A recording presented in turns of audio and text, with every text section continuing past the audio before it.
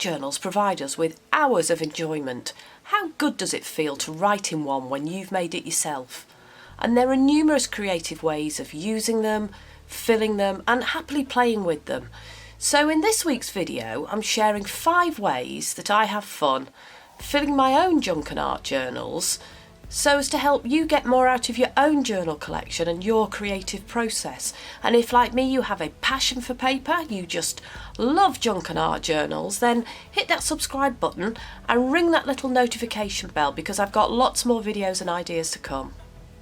The first way that I love filling my junk journals is with a spread of some form, and at the moment I'm doing this as part of a daily challenge, a collaboration. So I'm using my journal to really motivate me to get more done. We're given a few words each day and we share the results on Instagram and Facebook, and maybe you've done something like this as well, I'm sure you have. I love this way of using my journal because it means I do more, I'm more productive, I have a go at spreads that I wouldn't have had a go at, and I also make myself finish a page. When I'm part of a challenge like this, and I'll put the details in the description box down below, I don't dither as much when I'm putting together a spread. I don't do that overanalyze the page that it's so easy to do.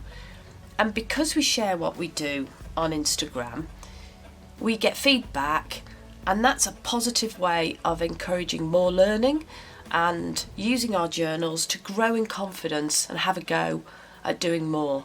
So if you have any ideas of any new ones coming up that are fun to play and be a part of, then do let me know, let us all know. Just put a comment in the box down below.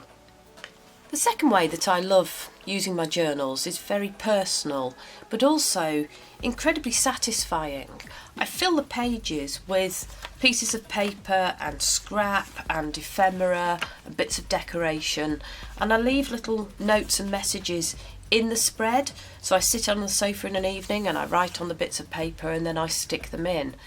And at the end of it, as I've done here on a journal that I put together around Christmas time after a holiday in the Lake District in England, I have a forever memory. So it's something to look back on and turn the pages on, and it will prompt you to recall the feelings and the happiness and the joy that you had at that moment in time.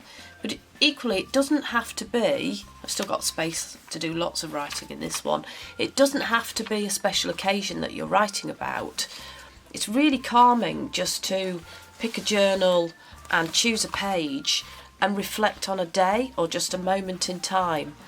So one thing I do like to do as well that I wanted to pull out is I don't write in these in any particular order. So I don't start at the front and go to the back. I literally just open a page and I choose one that speaks to me, and that's the one that I have a go at. And in that way I use my journals in a very fun way, and that makes me much more motivated to sit at my desk and write, or just sit on the sofa, sit on a chair with a hot drink and write in it. So that's the second way in which I'm just loving using my journals to feel happy and confident and feel productive. The third way that I'm loving spending time playing with my journals is decorating them. And even though I may have finished putting together the main body of it and put the pages together, I almost never finish adding just little pieces of paper and things into tuck spots, into pockets. I continue to add extra tags and decoration and belly bands and pockets and paint.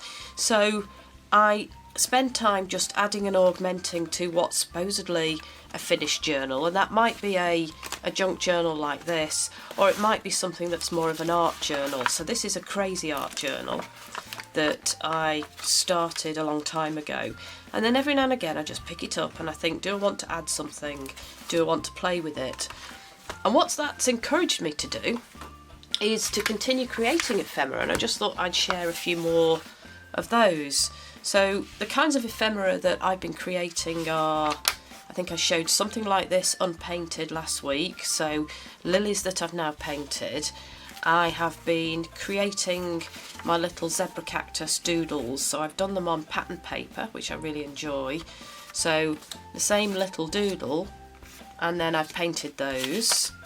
There's another one. I sit and cut up little squares of paper, and I have those ready to put in my journal to scribble on and write on, and that's very satisfying.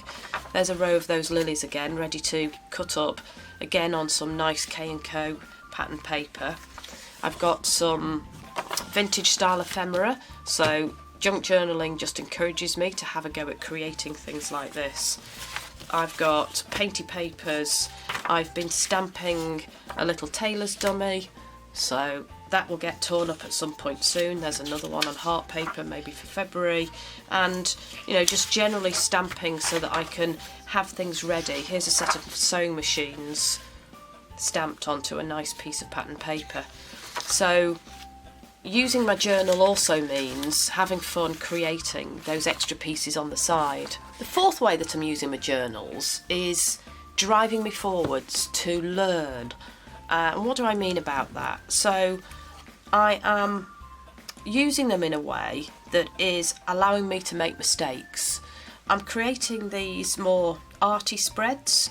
So I'm using my paints, I'm using my bits of junky paper from old books, having a go at writing in cursive black font, but I'm having a go at spreads that are not planned, and they allow me to learn about what I like, what I don't like. So a way in which I'm using my arty journals is to allow an environment where I practice, and I practice in a safe way, albeit I share it with you, and it's a really positive way of moving forwards and maybe feeling at the end of the year that you've taken a step forwards and you can see a difference in what you've created. Not necessarily something better, but something different, so that you've allowed yourself to explore and play, and that's what it's all about. So just sharing here a rather messy cascading pile of some of the journals that I have put together, be they art or junk. I just wanted to mention a couple of other types of journal that I write in, which go alongside my use of junk and art journals. I make lists, and I have a book of lists, and in that book of lists I put things about my plans and ideas for my junk and art journals. So I watercolour on those pages. It's just an ordinary journal, an ordinary notebook really. We just flick the pages. I paint the pages with watercolour and I scribble on them, and it just gives them something a little bit different. And then in an evening I sit and I write the lists of things that I want to do and my ideas and just anything at all, no boundaries. The other thing I like to do is choosing rather pretty, sometimes hardback notebooks, write what I have understood to be known as morning pages. And morning pages are, I promise you these are filled, morning pages are just a brain dump of whatever is in your mind that you can get out on your page, be it in a very unstructured way, to get it on to the page as a way of helping you with your day or with your creative process. And for me, I use these once every other day, something like that, maybe write a page or two, and it's a way of just uncluttering your mind, and it's a way of getting out some of that emotion if you need to. My morning pages are done in an evening, and they're actually very positive. It's always about plans and ideas and creative steps and activities that I want to take, but I see those as going alongside the making and the playing, the filling and the using and the loving of all of these other junk journals. So I hope that those 5 suggestions have helped you get more out of your own creative process and your own creative journaling.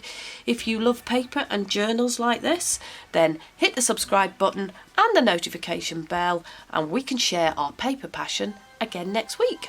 Bye!